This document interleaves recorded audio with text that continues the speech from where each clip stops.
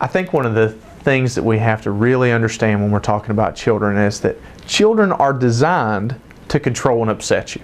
And that's actually one of the scariest and most beautiful things about child development.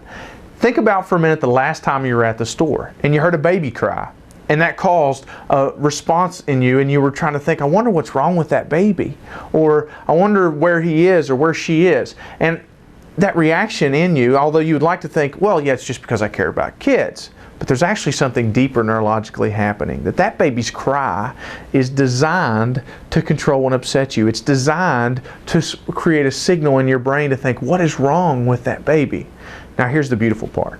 The beautiful part is you're designed to meet the needs of children. That alarm, that response is just the beginning of a process where you respond to the needs of that child. Think about this. When that cry happens, deep in your brain called the limbic system, that cry goes right to that deep part and creates an alarm. The next thing that happens is this prefrontal cortex, which is right behind here, right above your eyebrows, straight back. This prefrontal cortex talks to that limbic system and says, we understand there's an alarm, and we're going to meet that child's needs. And then it triggers this response between the need and response between the child and the adult. And this reaction, this drive to respond to the needs of children, is the foundation of this process of development which we call attachment.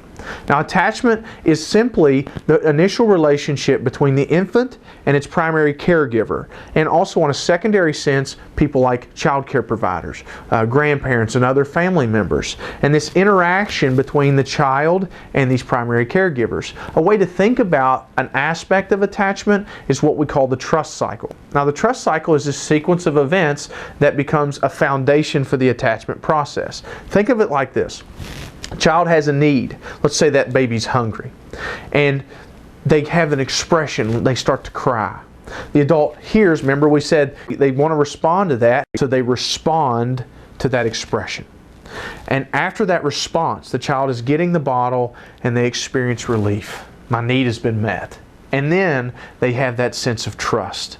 And this cycle happens millions of times during the developmental process and creates this foundation and expectation that their needs will be met. Now think of a child whose needs haven't been met consistently.